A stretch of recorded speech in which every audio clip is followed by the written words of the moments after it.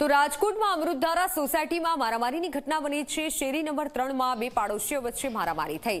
Parking બાબતે બબાલ થતા બે પરિવારો સામસામે આવી ગયા। આ સમગ્ર મામલે જાણ થતા પોલીસ ઘટના સ્થળે પહોંચી હતી। પોલીસે તપાસની કાર્યવાહી હાથ ધરી।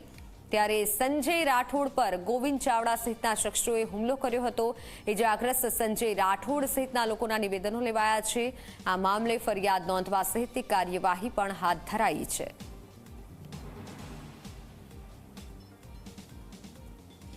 ઘટનામાં એવું હતું, 2-4 દિવસ અગાઉ અમારે પાર્કિંગ બાબતની બોલાચાલી થઈ હતી। વાતચીત કરવા માટે ઘરનાને મોકલેલા હતા, બરાબર, કે જે કાંઈ હોય એ પૂરું કરી નાખો। તમારા ઘરનાને ગારો દીધી એને, બરાબર, એ બાબતે અમારે બોલાચાલી થઈ। પછી અમારે રાતે સમાધાન થઈ ગયું, બીજા દિવસે સમાધાન થઈ ગયું।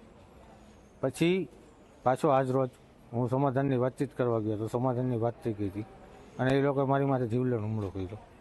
શેના સુનાવડે હુમલો કર્યો આપની ઉપર? ધોકા, પાઇપ, તલવાર। ફાયરિંગની વાત આવે છે, સાચી વાત છે કે નહીં? ફાયરિંગની વાત આવે છે। હું નીકળો પછી મારી માથે એ લોકોએ ફાયરિંગ કરેલું છે। ઓકે, શું માગણી છે તમારી? યોગ્ય ન્યાય મળે મને। મારી માથે જીવલેણ હુમલો કરેલો છે અને એ લોકો એવું કહેતા જ હતા કે આને મારી નાખવાને જવા ન દેતા। કેટલા જણા હતા એ લોકો? એ લોકો 7-8 જણા હતા। કોણ કોણ હતું? ગોવિંદભાઈ હતા ને જીતુ આહિર હતો। અમારે ગાડી પાર્કિંગ બાબતે આજથી 3-4 દિવસ પહેલા એ લોકો એ મારા હસબન્ડની થોડીક સળી કરી હતી, એટલે મારા હસબન્ડને પછી અમારે સમાધાન થઈ ગયું હતું।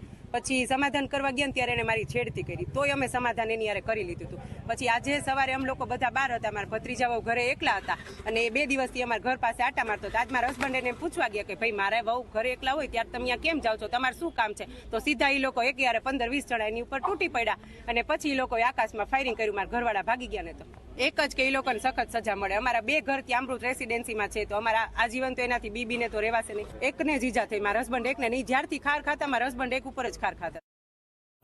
રાજકોટ શહેરના પ્રદ્યુમ્નનગર પોલીસ સ્ટેશન વિસ્તારમાં રેલનગર વિસ્તારમાં અમૃત 3 સોસાયટીમાં સંજયભાઈ રાઠોડ અને જીતુભાઈ ગોવિંદભાઈ ચાવડા 2 પરિવાર વચ્ચે મારામારીની ઘટના સામે આવી છે। હા, પરિવાર દ્વારા ફાયરિંગનો આક્ષેપ કરેલો છે। અત્યાર સુધી પોલીસે સ્થળની પણ વિઝિટ કરી છે અને પ્રાથમિક રીતે અત્યારે ફાયરિંગની કોઈ ઘટના થઈ હોય એવું પુષ્ટિ મળી નથી। પ્રાથમિક રીતે ફરિયાદી જે છે સંજયભાઈ રાઠોડ, જેને ઈજા પહોંચી છે, એની પ્રાથમિક પૂછપરછ કરતા પાર્કિંગની બાબતે બનાવ બનેલો હોય એવું જણાવે છે।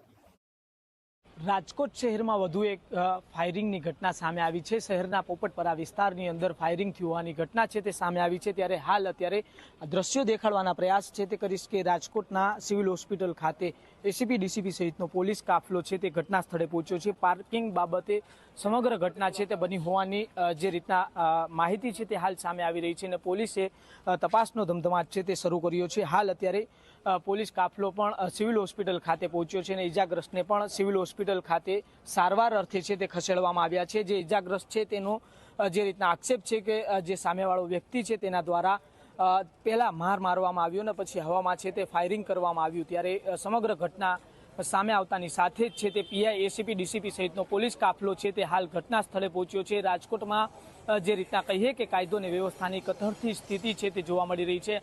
અનેક આવા બનાવો છે તે સામે આવતા જોવા મળી રહ્યા છે। સાહિલ છપ્પા, ઝી મીડિયા, રાજકોટ।